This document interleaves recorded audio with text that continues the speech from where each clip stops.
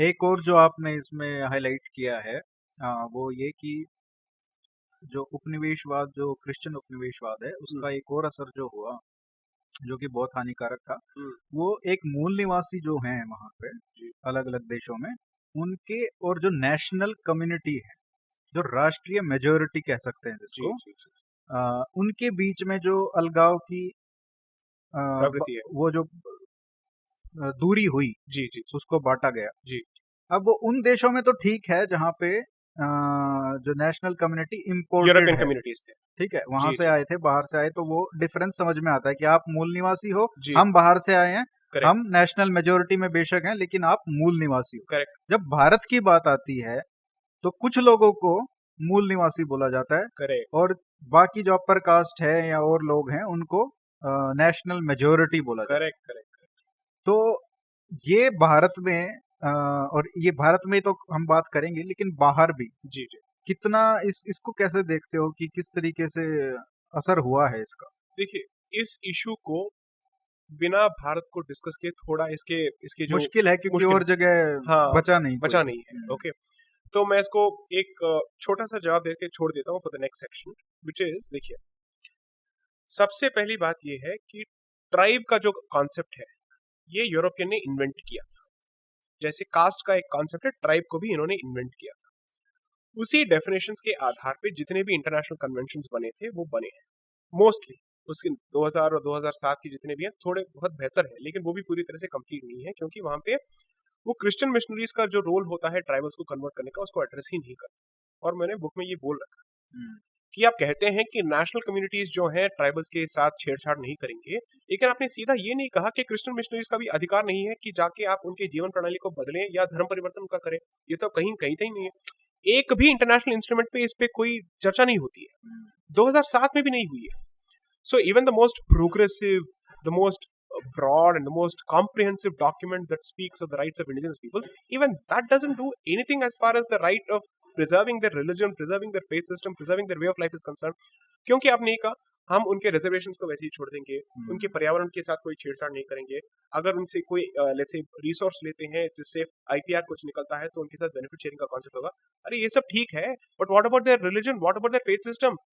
You don't talk about what your commissionaries constantly do about it. Bharat में यही discussion होना चाहिए, क्योंकि हमसे नेहरू ने ये कहा था कि आपके साधु संत जो है नॉर्थ ईस्ट में नहीं जाएंगे, लेकिन बाकियों को हम वहां पे खुला छोड़ दे देंगे वहां पे जाके लोगों को कन्वर्ट करने की। हम्म, तो जब ये सब सारे डिस्कशंस होते हैं, मैं इस इशू को भारत के बारे में जब हम डिस्कस करेंगे और इसको कहूंगा कि उनके गिल्ट कॉम्प्लेक्स को भारत के सो कॉल्ड नेशनल मेजोरिटीज पे उन्होंने कैसे थोप दिया है, और हमें उन्होंने आर्यन बना दिया कि आप आर्यन कॉलोनाइजर्स हैं जो हमारे पहले आए थे, तो देयरफॉर आपका जो ट्रीटमेंट होगा हमारे जाने के बाद वैसा ही होगा जैसे हमारा होता है बाकी देशों में। तो हमें कॉलोनाइजर से इक्वेट कर दिया है इन्होंने, और हमने इसको मान भी लिया है। No attempt on the part of the Indian state to say ये डेफिनेशन और ये मापदंड हम पे लागू मत कीजिए कि हम कॉलोनाइजर्स नहीं है, हम इन्वेडर्स नहीं है। आप हैं, लेकिन आपको आप हमारे साथ please don't compare with us. That's a position we haven't taken so far. In fact this discussion can't be had without a reference to the Aryan invasion theory. इसमें पॉलिसी लेवल पे कितना असर आता है? सीधा पॉलिसी लेवल पे first of all आप tribes को बाकी कम्युनिटीज के साथ कितना प्रोटेक्ट करना चाहते हैं, एंड ट्राइब्स को आप हमेशा रिलीजियस माइनॉरिटीज के साथ आप इक्वेट क्यों करते हैं। See whenever you have a discussion about tribes, so Dalit, Adivasi and religious minorities, ये क्या कॉन्सेप्ट हुआ? If Dalits and tribes are getting reservation it's only because of their Hindu identity, तो आप इनको रिलीजियस माइनॉरिटीज के साथ क्यों इक्वेट कर रहे हैं? Could they have got reservation under the existing system without them having an Hindu identity? Not possible. लेकिन अगर हम बात करें, अगर जिनको बहुजन बोला जाता है, जी जी, बहुजन इसलिए बोला जाता है क्योंकि they are majority, right right ठीक बात है, राइट, लेकिन अगर वो मेजोरिटी में है तो फिर माइनॉरिटी राइट्स तो दूसरे बदल गए ना। Exactly the point. मतलब आप इसको इतना कॉन्फ्लिक्ट करते हैं। See the point is, first of all, numerically they're not in the minority, so first of all they shouldn't be equal to the religious minorities. But when you equate them with religious minorities, आपने दिमाग में ये बिठाना शुरू कर दिया कि वो हमारे धर्म के नहीं है और वो हमारे धर्म के परिप्रेक्ष्य से बाहर आते हैं। सो ये एक प्रॉपर एजेंडा बन चुका है, एंड किसी भी डिस्पेंसेशन ने इस बात पे कोई सवाल नहीं खड़ा किया है। आप उनके जीवन प्रणाली को बचाइए, लेकिन वो हो सकता है without treating them as religious minorities. you will treat them as just another panth within the Hindu, let's say, ocean, so to speak. Aren't there any number of Hindu sampradayas which are actually numerical minority? तो इनमें और उनमें क्या फर्क रह गया? Not a difference. The only difference is ये civilization के बाहर या let's say city और village के बाहर ये जंगलों में रहते हैं या पहाड़ों में रहते हैं, therefore they will need special protection. All of that is understood. That would be consistent with our own treatment of let's say tribal communities. I don't want to call them tribal communities. क्या नाम होगा? जनजाति कहें उनको? जनजाति तो फिर tribal का ट्राइबल ही हो गया. तो ट्रांसलेशन ही होगा. Under let's say the Sanskrit treatment they are called the Panchamas. Panchama इसलिए कहते हैं क्योंकि वो चतुर्वर्ण सिस्टम के बाहर है. चतुर्वर्ण सिस्टम आप वहीं पे लागू कर सकते हैं जहां पे विलेज और सिटी के रूल्स लागू होते हैं.